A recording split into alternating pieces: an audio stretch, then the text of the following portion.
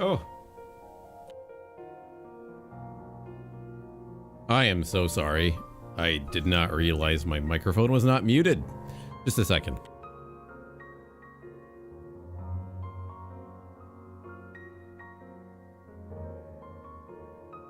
All right. Hopefully now is okay. But yeah. Apologies for handling the mic while my microphone was actually activated. But we are here, ladies and gentlemen of the internet. Thank you for tuning in on today's broadcast. I'm your host, Volk, as always. We are here today to play some Final Fantasy XIV Endwalker. I am going to take a second. I think I want to change my shirt real quick. I'll be right back. Dang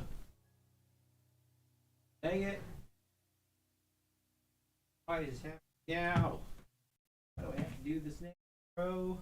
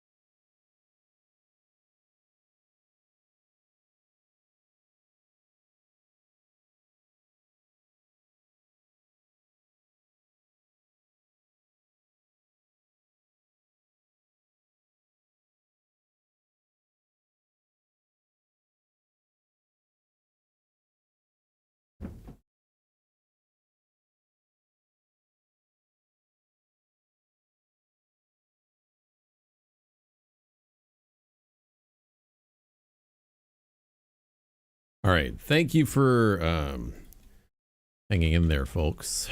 I had to have a change of clothes for a second. Wait, I got myself. I was drinking this milky matcha drink, but I figured, you know what? I don't want to get any more stressed right now. I need to be comfortable. I'm going to be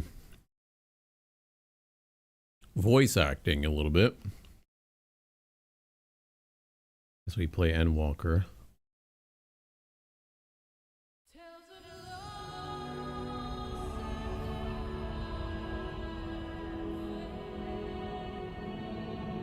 You're wondering what I'm eating. I'm having grapes and cashews. Grapes, cashews, and a bottle of water. Mm-hmm.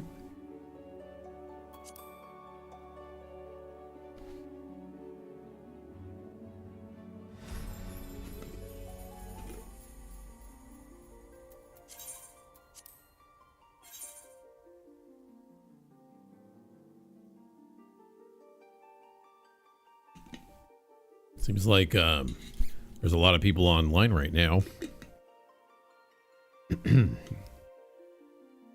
Not a long queue. Not too long of a queue, but still. It is Friday. I will say it is also Friday. So people are getting ready to get a lot of their gaming for the weekend. Oh, wow. That was pretty fast. Okay.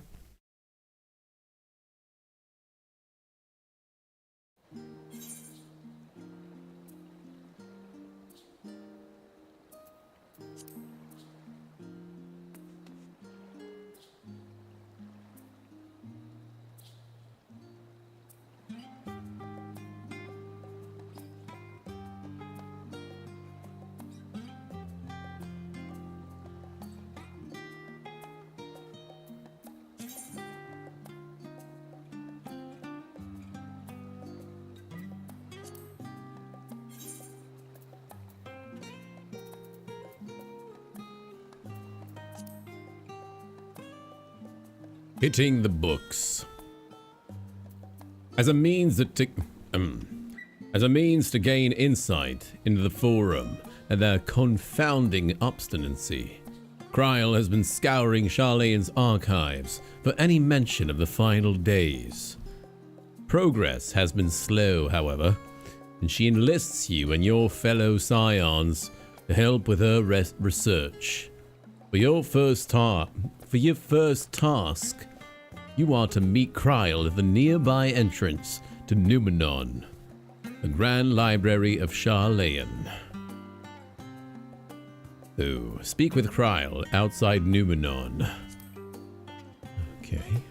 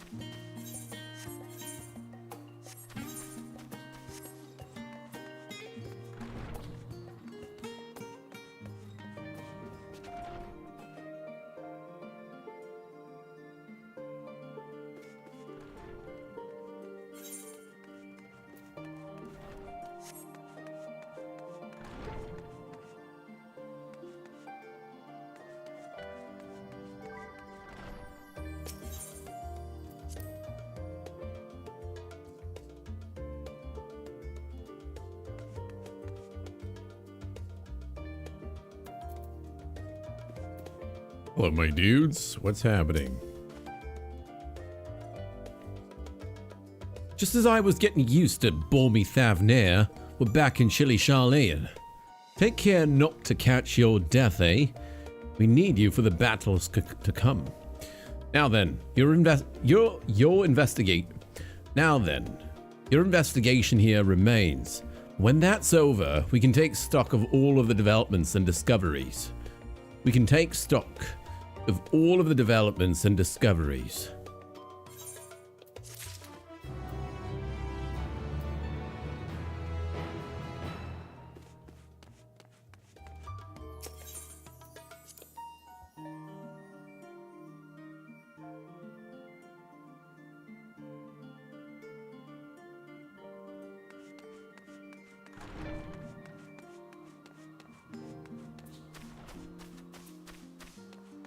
You know what? I think I'm gonna go ahead and make myself some tea real quick. I know I just started, but I kind of do want to make some tea. So let's just hang out here for a second while I do that.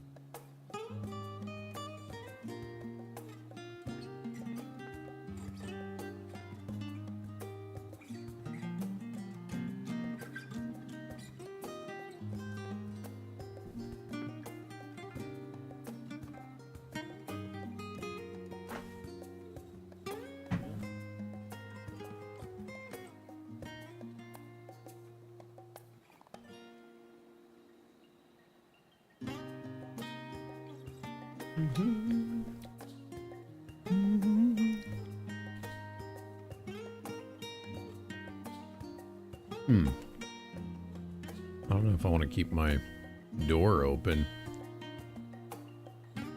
because I want to hear that kettle.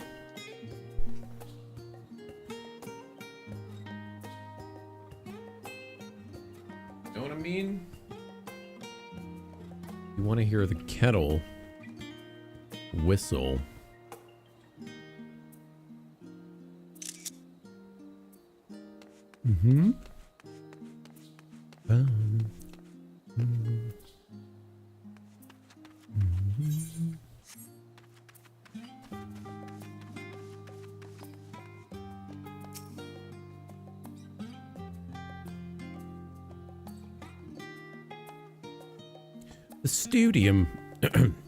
The studium is home to all manner of debate, though there are some who have taken to recording forensic victories, even betting on who will win and who will lose an argument. Maybe that's not the voice again, but... Gorjo. The studium is home to all manner of debate, though there are some who have taken to recording forensic victories, even betting on who will win and who will lose an argument. The scion of House Leveilleur, who graduated quite a while ago, claimed the most wins and has yet to be dethroned.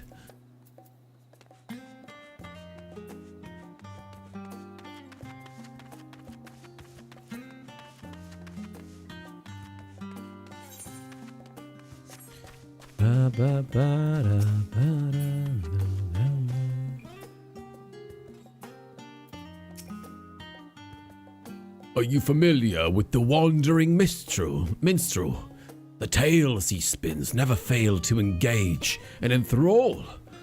What would I give to receive a master class in storytelling from the minstrel himself?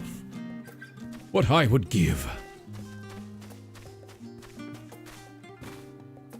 Yes, indeed. Indeed. My directions were easy enough to follow, I hope. In any case, you stand now before the doors of Numenon, Charlayan's grandest collection of books and tomes. This building is actually only an entrance, and one of many at that, for the archives in Numenon extend deep beneath the surface like the roots of a tree. The vast halls of the Great Google Library pale in comparison to Numenon's endless maze of subterranean chambers. Any citizen of Charlayan is free to enter and peruse its shelves. Well, most of its shelves. Only Archons are afforded access to certain restricted vaults. I've dispatched Ishtola and Raha to investigate those. Meanwhile, Alizé and Alphinaud will help me continue my search through the stacks open to the general public. Your status presents more of a problem. As a non-citizen, you are only permitted to browse the first floor here at the entrance. Even so, there should be a number of books which touch upon Charlayan history or forum policy. Your task will be to find and study the relevant publications. I promise you, a working knowledge of those subjects will make it far easier to spot the sort of clues we're looking for. Let us be about it, shall we? I've told the others to meet us at the stone benches over there once they've found some promising tomes. Happy reading! Happy reading! Ta-ta.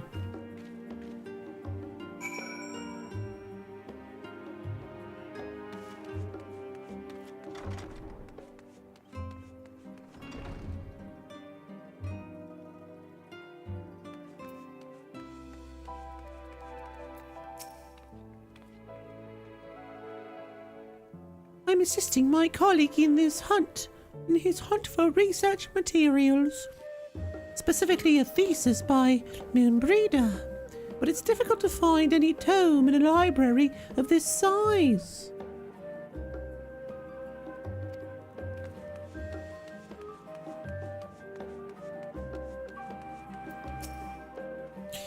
We apologize for the inconvenience, but the reference desk is currently experiencing an unusually high volume of requests. Please stand by until this issue is resolved. Brill.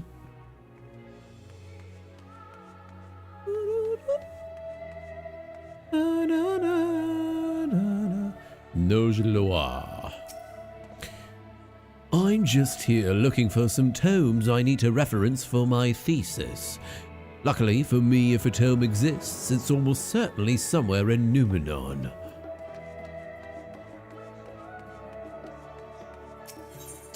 Oh, I'll be right back. My kettle's whistling.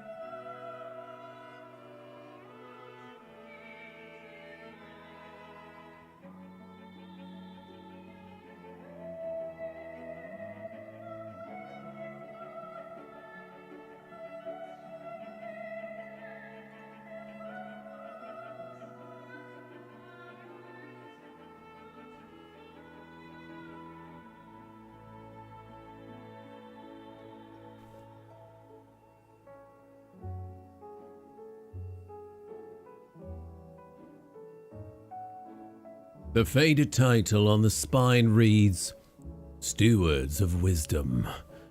Read the book The title. During the chaos of the Sixth Umbral Calamity, Archon Nunkrepf, founder of Sharlayan, bore witness to the madness and savagery of men brought to the brink of despair. Upon raising a settlement on an island in the northern Empty, he instructed his people thus: renounce the ways of war and pursue enlightenment through knowledge and reason. The Sharlayans took to heart the words of their savior, and thenceforth served as stewards of wisdom. Upon a foundation of accumulated learning, they built a homeland unlike any other, a nation born from strength of minds rather than strength of arms. With knowledge of economics came shrewd trading. With knowledge of agriculture came bountiful crops. Engineering brought wells and sewers, ending squabbles over water. Wealth of expertise could be bartered for wealth in coin. And the more their wisdom spread throughout the world, the more mankind as a whole would thrive. And so it was that no matter what the trials and tribulations of the age, the citizens of Sharlayan would live by their founders' teachings. For the sake of a better tomorrow, for the sake of a brighter star, they would eschew the tools of war, and with knowledge deliver the world. Deliver the world.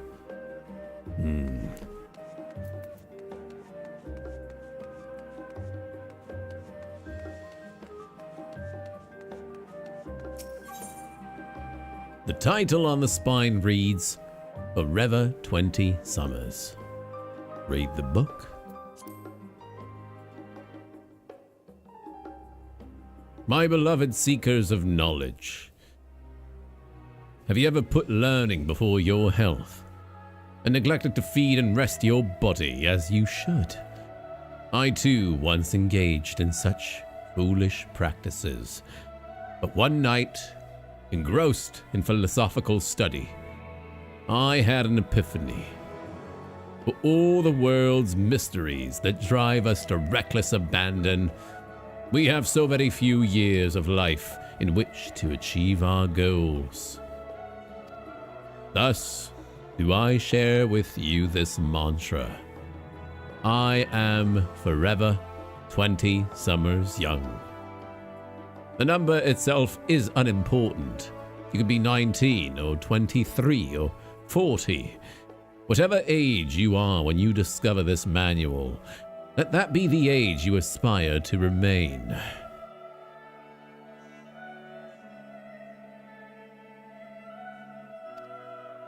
Through mindful, healthy living, will you extend the time available to spend upon your chosen research.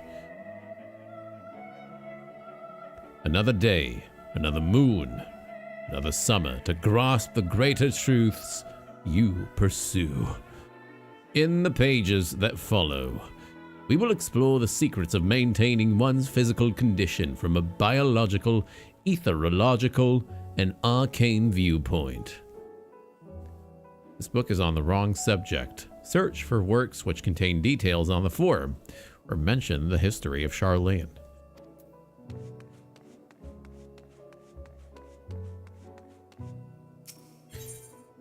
The title on the spine reads, An Introduction to the Heavens. Read the book.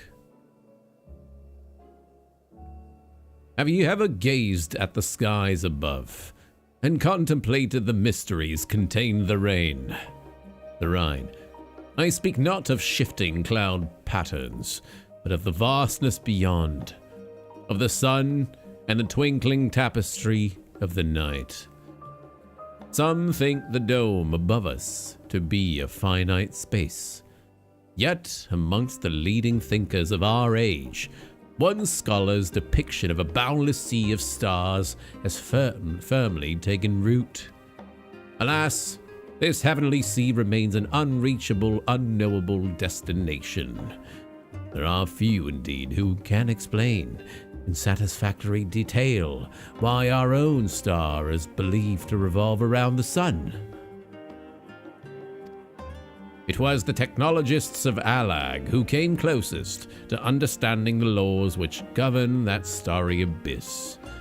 It was they who launched Dalamud and sought to expand beyond our earthbound existence. Having read of their ancient ambitions, I wonder, has your interest in this field of study waxed or waned? What if I were to tell you that the eternal constellations were arranged differently in the distant past? That their positions continue to shift almost imperceptibly but measurably as we journey into the future? Would it shock you to learn that the stars drift further and further apart and may indeed do so forever? Are you eager to learn more?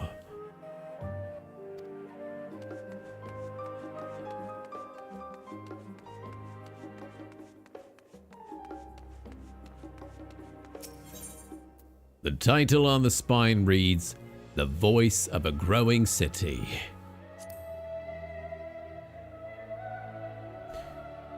The Voice of a Growing City. In the years which followed the founding of Charlayan, civic policy and other matters of import were decided at the Ecclesia, a public forum at which every citizen was eligible to speak. As the city's population grew, however, this format became increasingly impractical. The larger number of participants gave rise to ever longer debates, resulting in significant delays of vital resolutions. Various measures were introduced in an attempt to curtail protracted discussions, but in the year 201 of the 6th Astral Era, it was ultimately decreed that Charlayan would transition to a new form of governance. The nation would now be led by a body of 99 members, citizens chosen from amongst their peers by means of a nationwide vote. Thus was the forum as we know it today conceived and created. I kind of want to read that again. Hold on. I gotta pay attention.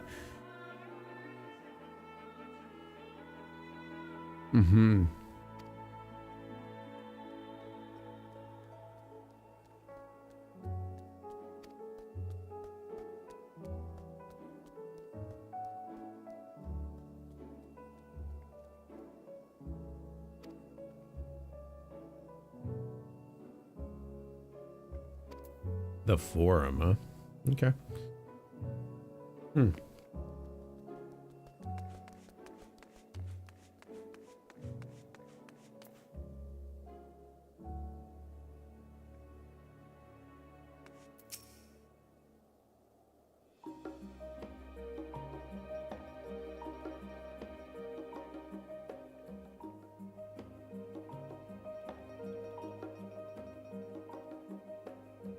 I am rather in the middle of something.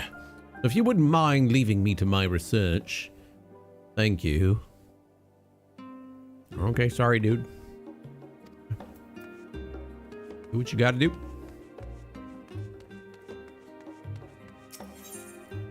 The title on the spine reads, Roads of Old, the Colony. Read the book. Many years ago, on the banks of the Thaliak and the Dravanian hinterlands, a Charlayan colony once thrived. The settlement was originally established as a mere outpost to study the ethereal sea in the year 1311 of the 6th Astral Era. Scholars dispatched to Eorzea found the facilities wanting, and their demands encouraged a gradual expansion in structures and services. As rumors spread of a growing community of academics, the area was further inundated with the Eorzean students, hoping to share in the renowned wisdom of the Charlayans. 50 years later, the Forum passed a motion to recognize what had become a flourishing town as an official Charlayan colony. Eorzean residents took to calling the colony itself Charlayan, which led to no small amount of confusion when discussions turned to the subject of the motherland. In response, some Charlayan inhabitants, if pressed for a name, would simply refer to it as Emporium. Following the exodus, however, goblins and treasure hunters claimed for themselves a corner of the abandoned colony and gave it yet another name, Idleshire. The following chapters go on to introduce the most prominent features of Idleshire.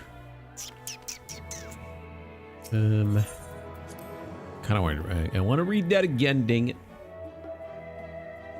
Charlayan colony once thrived. Got it. Interesting. Okay.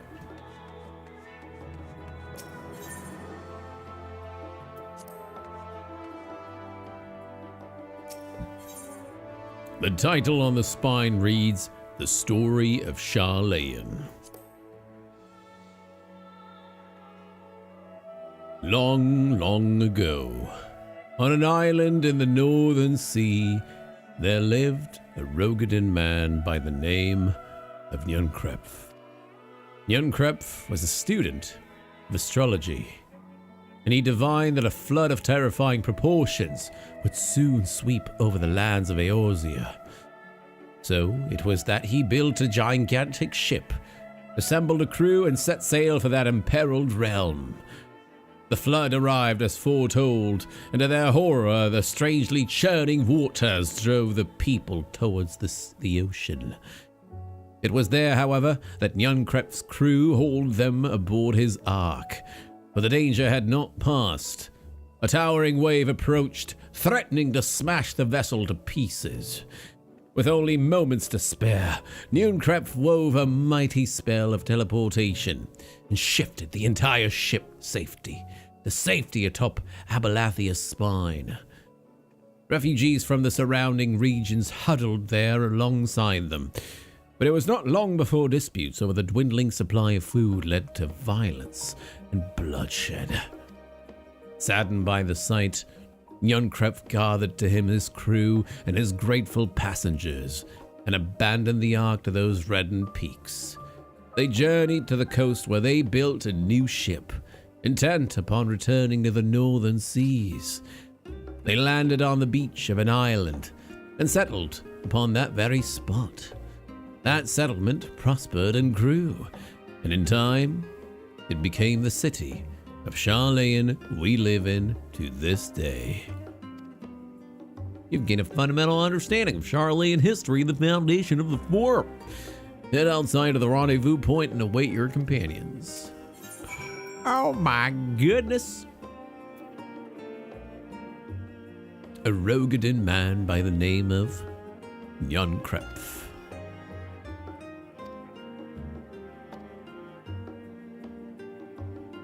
Okay. Abelathia's spine.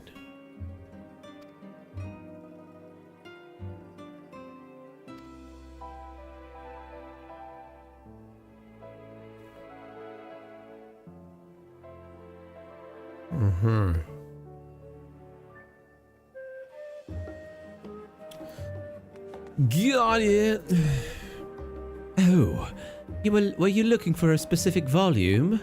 Only Archons may check out forbidden tomes, but if there is anything else you require, simply say the word. Wowzers.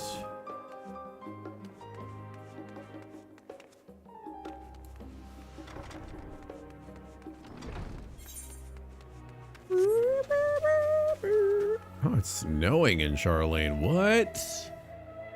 What the hell? I didn't think it'd be snowing in here. Wow.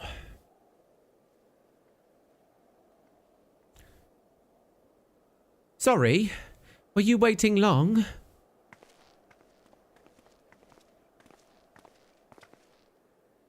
I wanted to make sure I'd borrowed at least a few promising volumes. Alphanod and Kryl should also be along shortly. I was delayed in similar fashion. As far as I could see, no titles in the Archon stacks mention the final day specifically. We have no choice but to start with the tangentially relevant tomes, if they are even that. At present, the plan is to skim through as quickly as we dare and share our discoveries as we make them. It would have been nice to invite everyone to the estate. Plenty of comfortable places to read and a ready supply of hot tea. Oh, I was always quite fond of reading outside. But it's not about the little pleasures, is it? You miss your home. It's been difficult. After our arrival, we managed to speak with one of the family's servants and ask how things were. It seems our dear father has instructed the staff that even if Alphanod and I were to return to Charlayan, we were not to be allowed across the threshold. A harsh measure indeed. A harsh measure indeed. I hope that our efforts to understand his position and that of the Forum will perhaps lead to a reconciliation. We'll mend this rift one day. I'm certain of it. And what of you, Graha? Have you been to visit your family? Or do they not live here in the city? Ah, well, my situation is almost somewhat complicated. I was raised in Charlayan, yes, but I was born rather further away. In the southern reaches of Ilsabard, in fact. For generations, my people have dwelt in the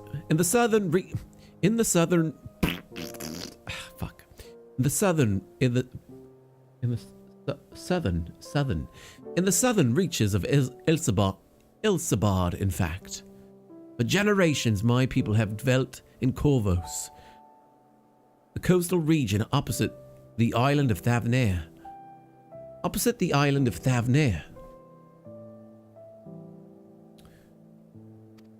The Allagans founded a city in that fertile land, and by ship brought in the subjugated tribes of the Makote to serve as laborers.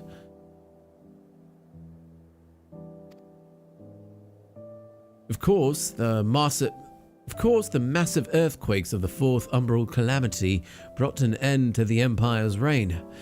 And when the Fifth Calamity froze the sea solid, many of the tribes still living in Corvos braved the journey back to Eorzea. My ancestors, however, chose to remain, that they might prevent the remnants of Allagan technology from being misused. Isn't Corvos under Garlean rule? The past 50 years, yes. Some semblance of local culture remains, as is the case for most imperial provinces, but Garlemald renamed the region Locus Amonis. When I was a boy, a nearby town came under the jurisdiction of an illustrious imperial family, the nobles of House Darnus.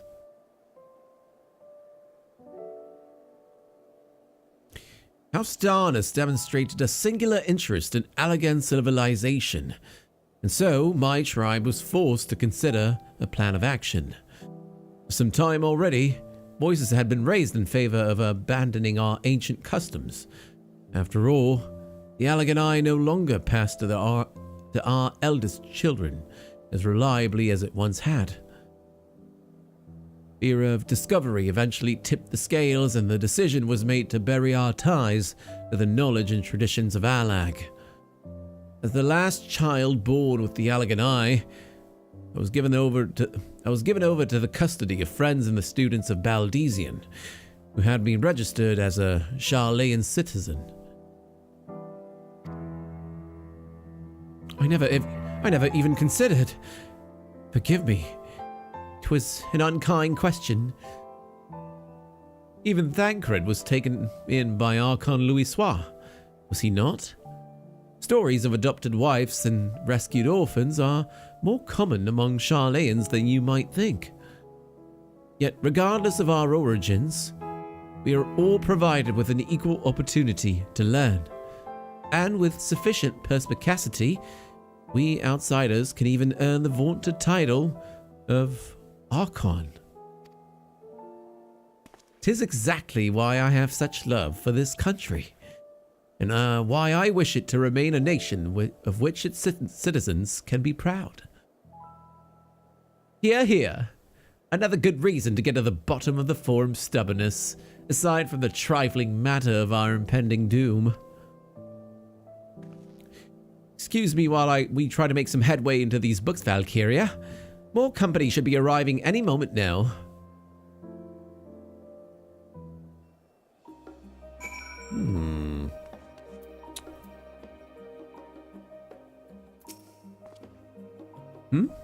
What else do I know of Corvos?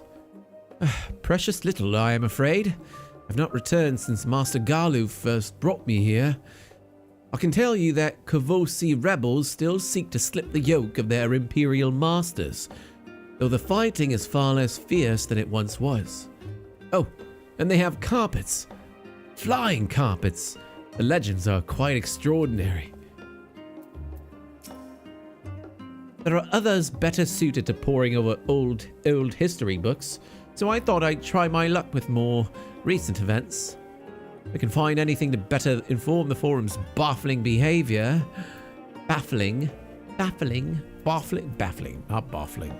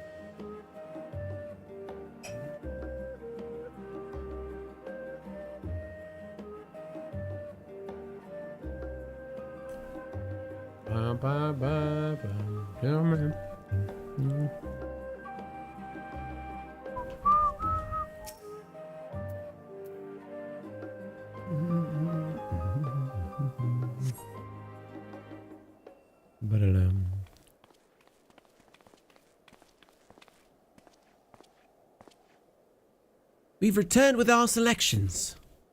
Although, I must say, the pickings were quite slim indeed. Mistress Cryle has already flicked through every history book devoted to disasters, and more than a few which barely made mention of them.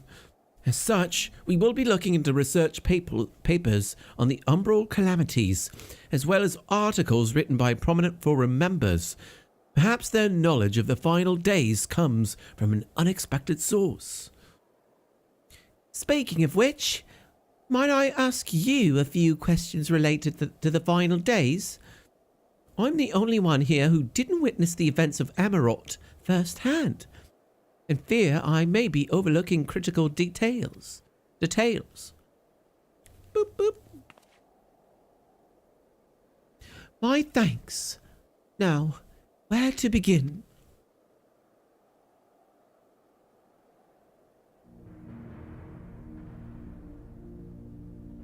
First things first. What kind of phenomena did the ancients encounter as the final days drew nigh?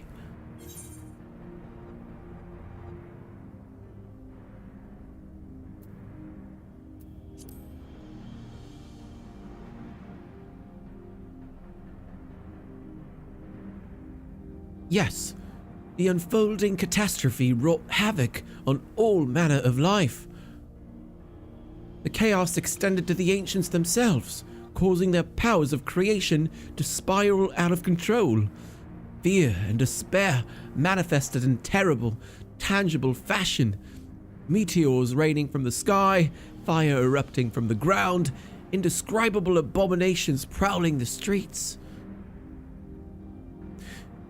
That more or less aligns with my understanding. If only the arts of creation had survived until the present day, we might have had something substantial to analyze. To the best of our knowledge, however, those techniques were not preserved or passed on. Stoller surmises that the closest known magic is that of the summoning rituals promulgated by the Asians. Was there aught else of note which heralded the approach of the final days?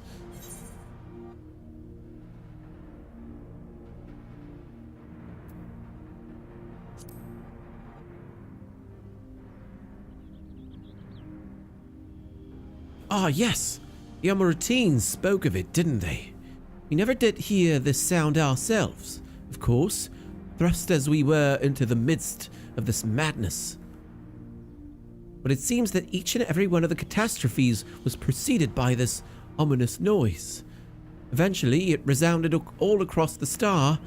Not even Amarot was spared.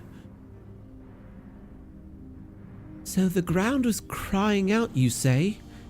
To be considered the harbinger of doom. It must have been quite distinctive, probably quite loud.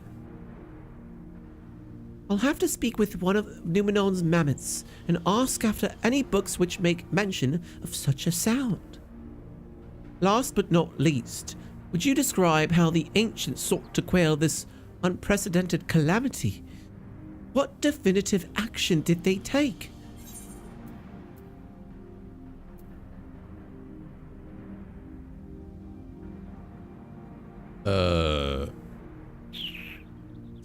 I guess we'll do that.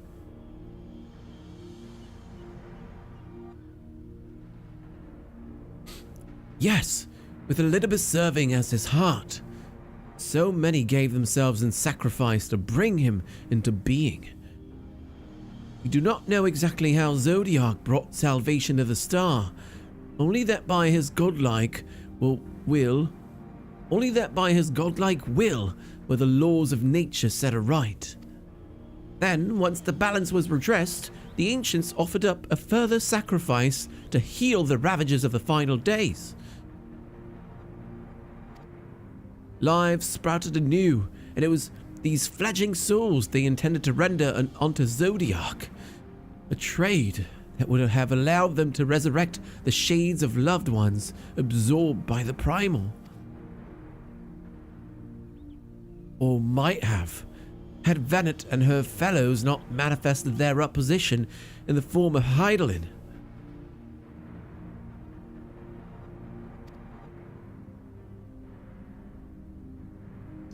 Thank you, both of you, for the detailed review. I feel much more confident now in my understanding of events. With all that freshly in mind, it does make me wonder what the Telephoroi truly mean when they speak of bringing back the final days. We've seen what they're doing with those towers of theirs. Is forcing people to summon primals a kind of catalyst? Are they attempting to mirror the conditions caused by unstable creation magics? Or are they simply using the final days as a figure of speech?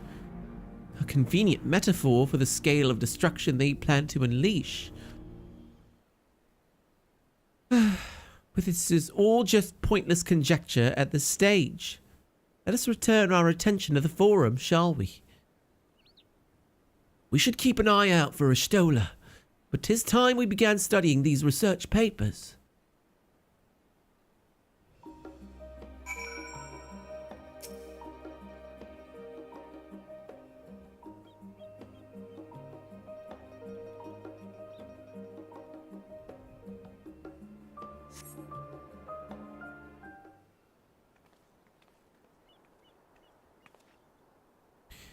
I'm the last, am I?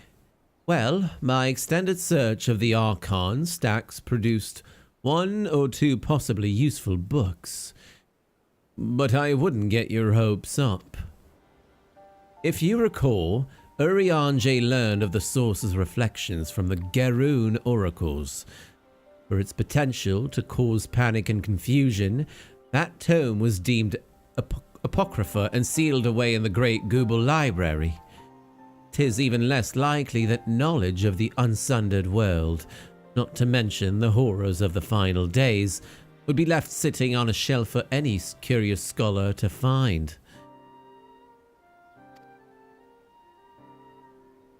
It stands to reason that my colleagues, be they archons or counselors, should perforce be largely ignorant of the subject. Yet when you confronted Master Fushiner with knowledge of the Telephoroi and their machinations, he scoffed at the suggestion that they posed a threat. He seemed adamant that the Forum would know if the final days were truly upon us.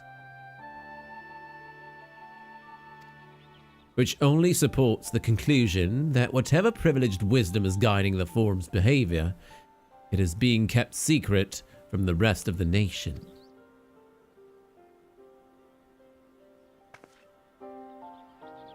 Not that I mean to excuse myself from reading duty. Whether they contain mention of the final days or no, these books could yet hold something of value. You weren't thinking of leaving, were you? There's plenty of work for everyone. Da, da, da, da.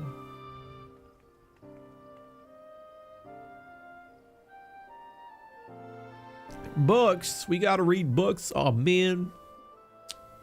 You labor for what feels like an age as a Stoller's research assistant. Oh my god, that's a whole stack of books. Oh dear, you look exhausted. But what about your studies? Were you able to find any books on the subjects I mentioned? And the day was well spent. Should you wish to read them again, a mammoth at the reference desk will point you in the right direction. For the moment, though, I suggest you take a well-deserved rest. We might be occupied with our research for quite some time. Ouch. Oh, shit, son. Frick. Oh, frick. What is that? Magitech Predator. Use item to acquire. Oh. Oh. That's what that is. Wait, what did I get?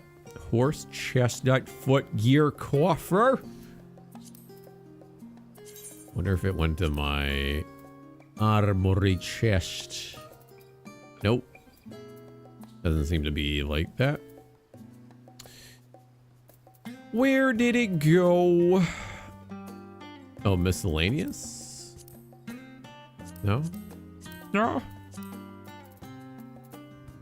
What? Where did the item go?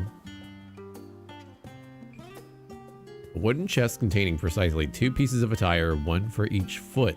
Yeah, where is it? Oh. Wait. I'm confused. Sort.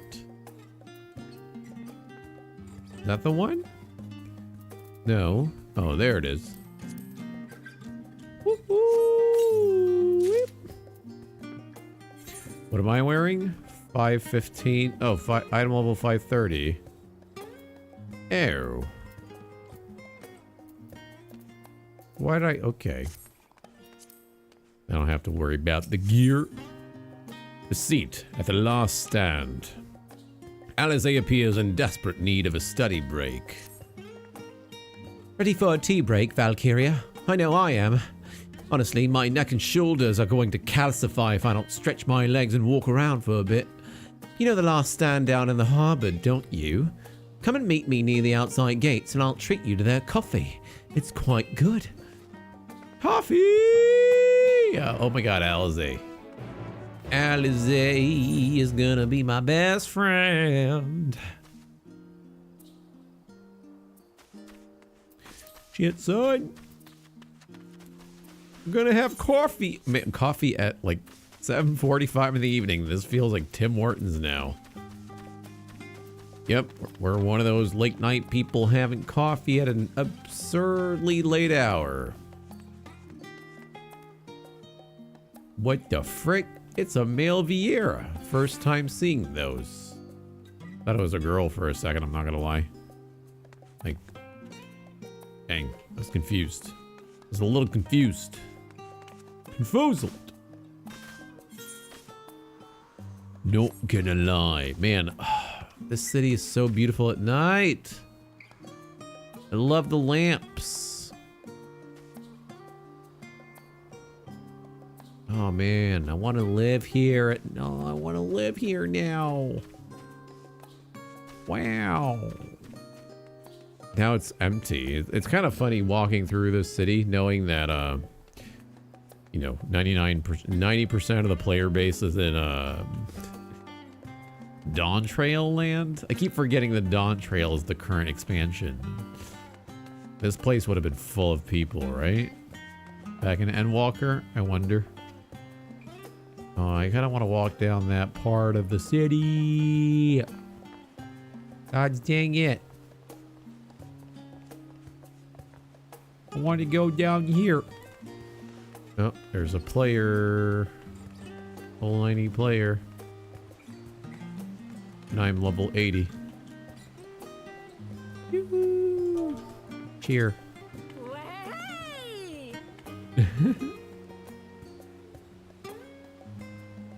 Way.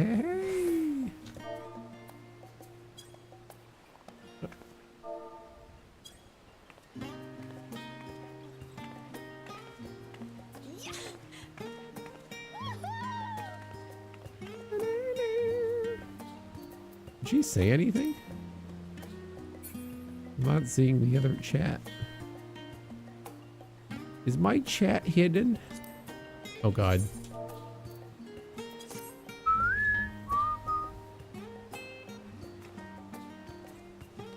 I can't jump in the water. That's lame. Can't jump in the water. Though the waters here are calm, perils lurk below the surface. A miracle we were able to come make port at all without floundering, really. Okay. Don't flounder now. You not flounder. Yunkrepf. Aw, you can't go inside. You know, A romantic date here would be cute. Very kawaii. Kawaii desu. Not gonna lie. I mean, sitting on the bench here underneath the moonlit sky, where the sky isn't polluted by city cars. Fuck. Imagine living in the city in real life. Just imagine. Isn't it crazy to think about that? Think that a lot of places in the world are... They don't even feature this kind of starry sky because of city pollution. It's crazy to think about. Like, imagine, I mean, people back in Greece, ancient Greece, probably lived this way. But it's fucking sad to think about the fact that we, as 21st century people, don't get this level of disheveled nature, right? Where the plant life is just thriving and the sky is clear and the water's also super clear and healthy. And then you look at today, by comparison, you know, yes, we're fortunate to have things like the internet, right? And technology, which produced some of the greatest video games, like this one, for example, right? Ironically. And I'm disseminating this thought over the internet, but it comes at the cost of heavy over-industrialization and capitalism, the siphoning of resource after resource. You know, it's why we have very frequent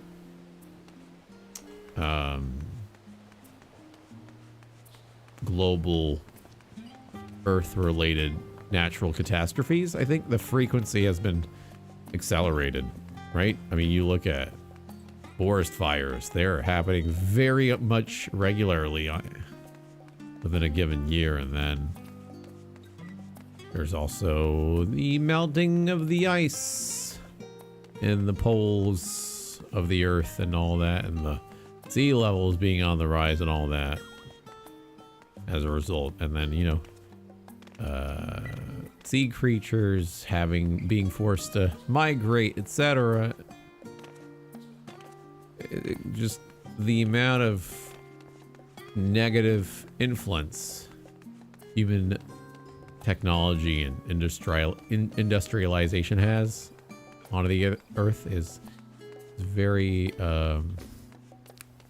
it's worrying, man.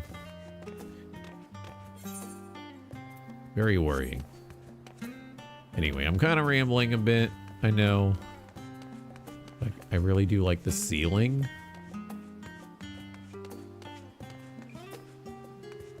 This building ceiling over here is nice.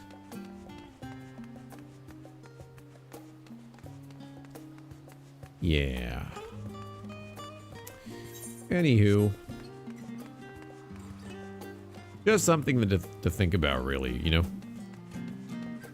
Video games are good at evoking certain thoughts, too, huh? Like the one that I'm having right now. Kind of a bit of a, I don't know if it's a depressing thought, because maybe one of these days we'll have healthier cities. Maybe we'll have cities develop more plant life, sort of like, I can't remember, there was some kind of a word, some terminology. I was like, I remember I was browsing this a little while ago, about a month and a half ago. But basically there's this concept of a city that lives in a biome where there's a lot of plant life, and it's sort of a tower biome. And the city is built in levels. I can't remember what the terminology for it is, but it stems from a fiction book too, and it's a concept that's perhaps a bit unrealistic for our current day and age, but it might actually be something that occurs later down in, I don't know, a couple hundreds of years. Maybe faster than we think. If, you know, political leaders finally set their priorities straight. Right? Because capitalism is really, it hurts. So it's at a point right now. Capitalism is at a point right now where it's actually not helping the majority of people. It used to be that way until, you know, people who succeeded a lot kept wanting to have more and more and more, and they didn't stop. So the lack of balance and limitation in that aspect, that economical aspect, really hurt most people in the long run, to the point that it's hurting the well-being of the earth and the well-being of the average citizen, like people who can't afford a house, even. Like, I don't know, it's a conversation I could go on about for a long time, but TLDR, most political leader, I mean, like, right now, with the current state of the world, unfortunately, almost every president is focused on, like, they do want to help. They want to look out. Some of them do look out for the well-being, the welfare of their citizens, but it's always with some kind of self-serving motive that involves other parties that they have to pay back to for getting them to that place of power, I guess, if that makes sense. That place of that status of presidency, right? Because they try to maintain their reputation through strings and connections and doing favors. etc. And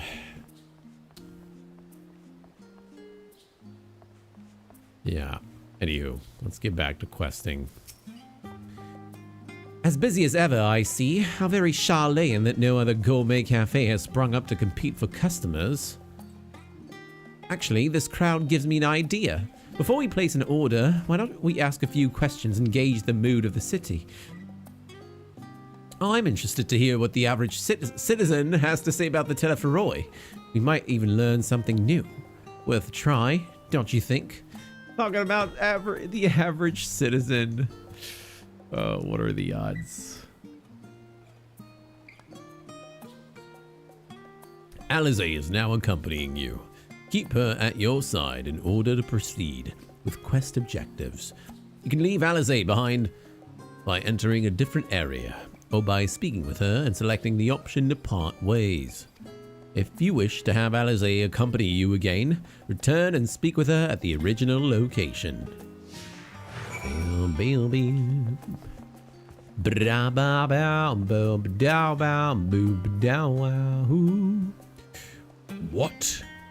What is this? What is it? Can a man not enjoy a moment of private respite?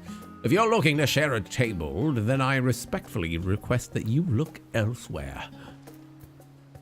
You misunderstand, sir. We were simply wondering if you knew of the Teleferoi.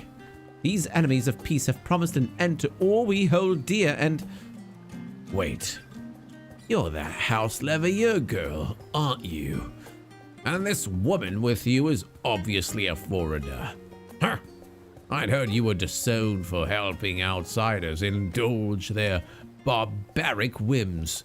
And here you are giving truth to the rumor.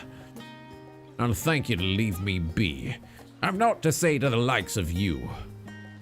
Well, I must apologize. 'Twas foolish of me to expect an ounce of civility from one so enlightened. Come, Valkyria. Dang. My friends and I were just discussing the Marchi and the practice of black magic. Did you know that... Wait, is it evening already? How long have we been sitting here?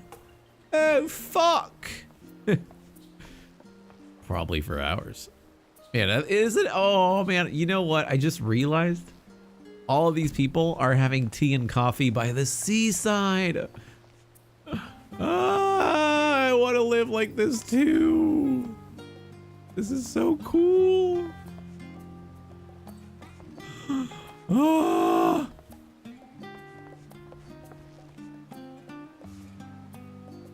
Fuck, man.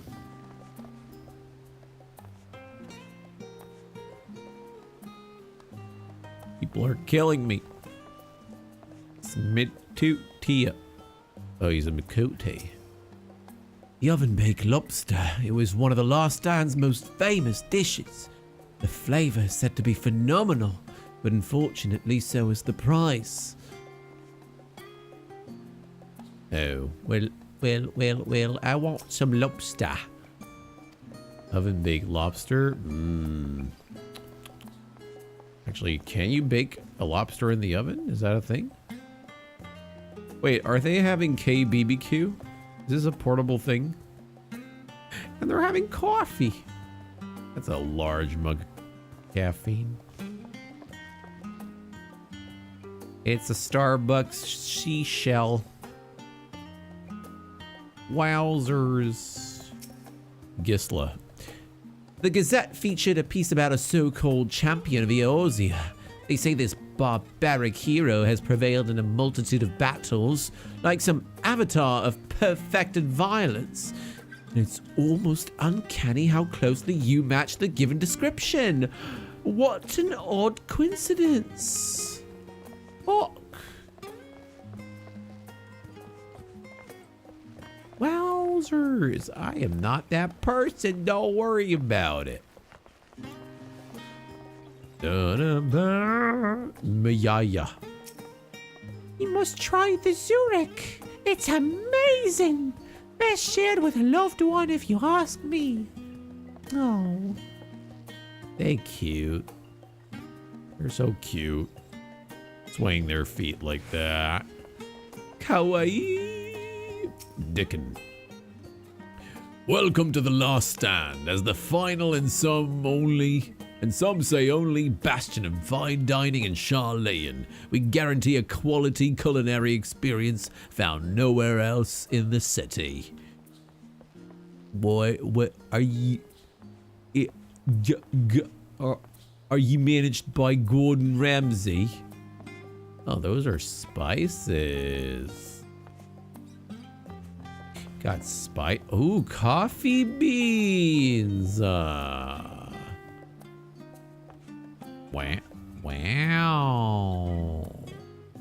That's cool. Is this matcha or green tea? More coffee. Oh my god. They have a coffee mill. And the coffee things, the alchemical contraptions.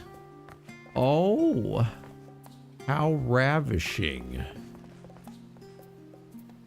Hello, Doise. Yes, I don't believe I've had the pleasure. Pray excuse the interruption, but we were hoping you might share your thoughts on the Telephoroi and their unconscionable plans. My goodness, if it isn't the young Miss Leveilleur. My apologies, but I work in the offices of the Forum, and if word reached Master Fortuneau that I was helping you... I see. We're sorry to have bothered you. Oh. I'm sorry. It's okay, Eldoise. Thank you for being honest. You're a good person. We understand. We understand.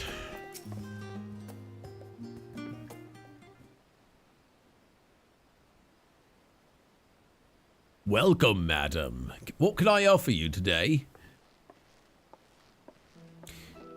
Wait, is that Mistress Alize I see there?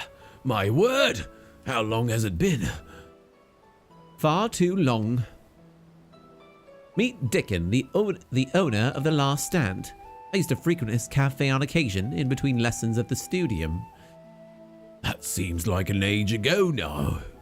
I remember hearing that you and Master Alphinaud had set sail for Eorzea, but then you never came back. Lately there's been gossip about your father disowning the pair of you. Everything all right at home?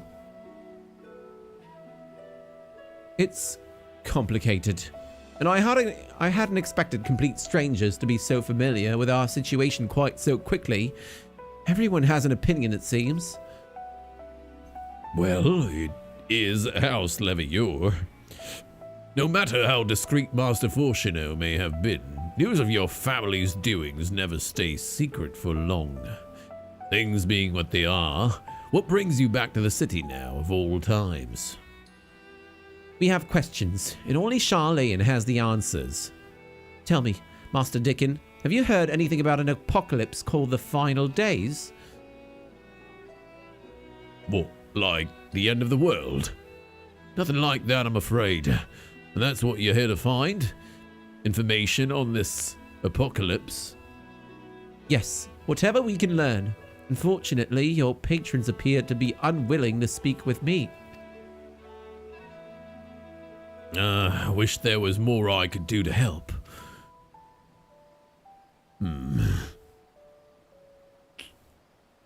Maybe there is. You're a visitor to Charlayan, aren't you? Then few will know your face. We should be able to pass you off as a server with none the wiser. We just finished preparing a few orders. Strike up some friendly conversation while you're setting down the food, and you might just get the answers you're looking for. Not a bad idea. I hate to ask, but what do you think? Rabbit. I got it, dude. That's the spirit. Pay attention now, and I'll explain where each of these dishes need to go. The tea set is for the chatty group sitting by the water's edge. The omelette is for one of our regulars, a Highlander by the name of Gisla. She's sitting at an outside table with a friend of hers. Behind them, you should see a Makote gentleman. He ordered the oven-baked lobster. Got all that? If you're not sure, just ask and I'll explain again. Good luck. Okay. Place the correct dish on the first customer's table.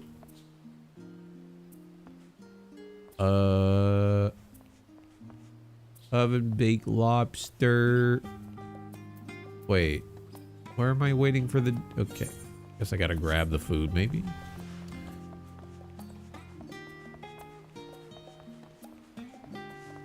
Cafe table. The tea set. Oh, my tea set. Lovely, thank you. A teller for who? I'm sorry. I've never heard of them or their final days. My friends and I are somewhat uninformed when it comes to current events. Now, if you wanted to hear about ritual arcane practices of the 6th astral era, common or esoteric, then I'd be happy to talk your ear off.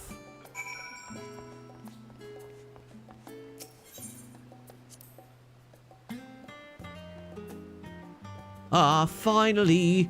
2, 4, 6, 8. Let's dig in, no time to waste.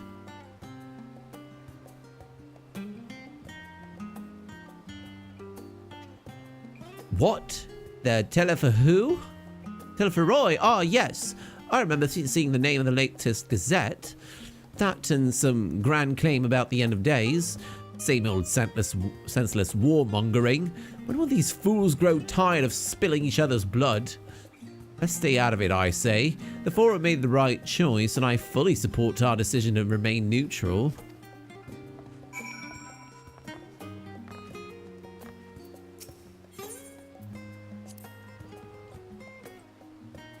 At last, the oven-baked lobster is mine. You have no idea how long I've scrimped and saved and suffered to afford this heavenly dish.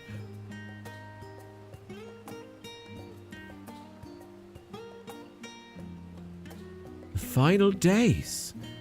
This is the first I've heard of it. Although, that would explain why my friend has been rushed off his feet. It must be a busy time to be a gleaner. You don't know what a gleaner is? They're collectors of a sort.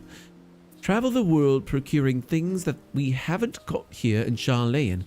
Priceless books, unusual live specimens, and so forth. So named for those folk who trail after the reapers in the fields, picking up every grain which was missed.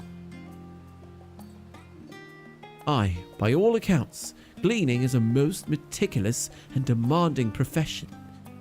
If these Telephoroi make good on their audacious threats, then many uncatalogued rarities could be lost forever. Why else would the gleaners be buzzing around about in such a frenzy? Watch the harbour. You'll see what I mean. They're carting loads in from the docks all day. It's never been this hectic before. Not like this.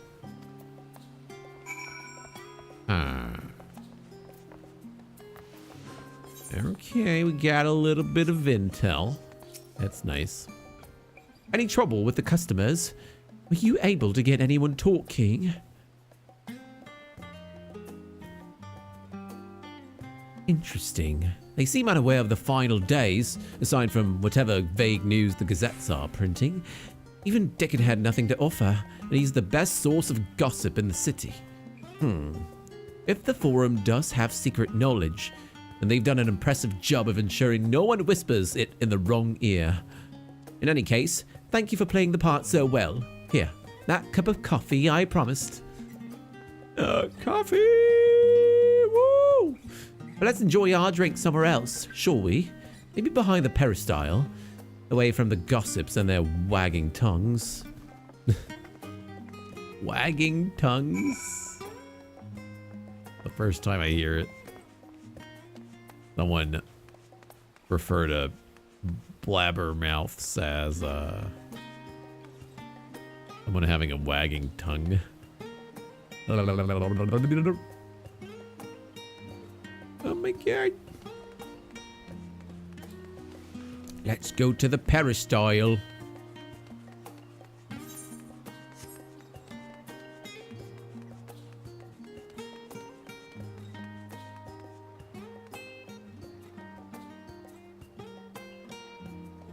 All right. What do we have here? Yes, this should do nicely. Out of the wind and out of sight.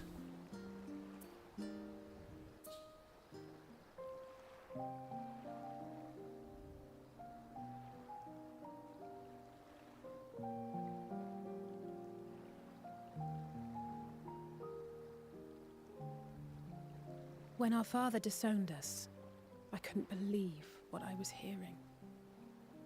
It wasn't until much later that his words began to sink in, that I began to feel the weight of what it meant.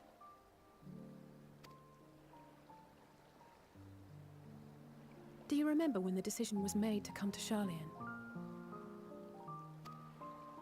Graham said that the Forum was determined to keep us in the dark, and that Father's venomous performance was part of that strategy, to keep us at arm's length. Perhaps it was. Father argued with Grandfather on many occasions, but never with such dismissive contempt. And when he demanded what justifies the sacrifices we make in war, I honestly didn't know what to say. Neither did Alpha know, I know, but never for one moment did I believe we had made the wrong choice. So all I could do was fume silently. It was only afterwards that I realized how childish I had been, how being stubborn and self-righteous must run in the family. If I could have just mustered a civil response, then things might have turned out differently.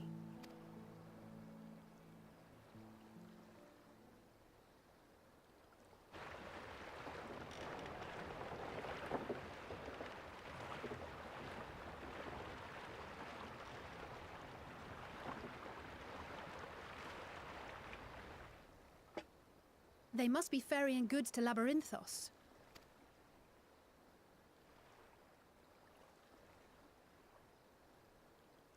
A vast complex beneath the island. Charlian is famous for archiving knowledge from around the world. Well, that knowledge is not preserved exclusively in dusty tomes and desiccated samples. Our living library, comprised of all manner of flora and fauna, is housed and studied within that underground facility. Still, that did seem to be an unusually large shipment. When I lived here, it was rare to even see such cargo transported by boat. Wait! Didn't you hear something in the last stand about the gleaners coming and going more than usual? Well, I think they're the ones we saw manning those boats. And gleaners answer to the Forum. If the appearance of the Telophoroi prompted this sudden burst of activity, then Labyrinthos may hold a clue as to what the Forum is planning.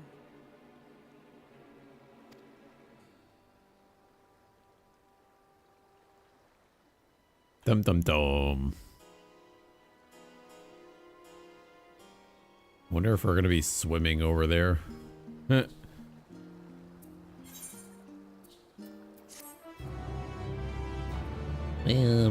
It's probably gonna be, you know what? I almost... Oh shit! Level 81, baby! Woo! Okay, yeah. I really think it's probably gonna be a dungeon that we'll be encountering there. Oh. Oh my. Oh my. Oh my, oh my. How lovely. Oh my. Getting a little tired, to say the least. Oh my. Okay, guys. This... I think we're going to go ahead and stop it right there. I'm going to end the stream here.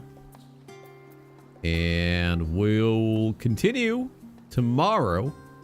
More Final Fantasy XIV Online. Thank you so much for hanging out, for lurking, for anyone out there that was watching silently. Thank you so much. for your support, but I'm going to go ahead and head off for now. I got to get some rest. I want to provide you guys with a really fun stream tomorrow. So, yeah, I'm going to go relaxingly end the night. Get some beauty sleep on that note. If you're new to the stream, by the way, why not hit the follow button or subscribe on YouTube, whichever platform you watch the stream on. And if you would like to keep up with me on my social media, you can follow me on Twitter, Instagram, and TikTok, all at IceEvil. Very easy to remember. You also you can join our community server over on Discord at discord.gg/IceEvil for the community up. That way you stay connected with me and the other people that hang out in the live chat on Twitch or YouTube. And while you wait on the next broadcast to happen, why not take a gander at some of my Overwatch 2 voice impressions? One of my favorite games of all time, Overwatch. That's right. I've had the great pleasure of recording a bunch of voices from the game, such as Lucio, Cassidy, Reaper, Hazard, you name it. I have a whole playlist of video skits of these characters. So if you like some of that kind of stuff, then by all means, go ahead and watch the videos. I hope you like them a lot. I hope you enjoy them. I had a lot of fun recording them for sure. But that's it for me for now, guys. We'll be back tomorrow for more Final Fantasy XIV as we continue the search. As we continue to hunt down the Telephroi and the Anima Towers, or the Ludoprimal Towers, rather. Anywho, see you soon. Have a lovely and peaceful end of the night. Or end of day. Yeah. Night. Day. Morning. Whichever time zone you're part of in this beautiful, wide world. Our dear Earth. Until the next stream, folks. Love you all.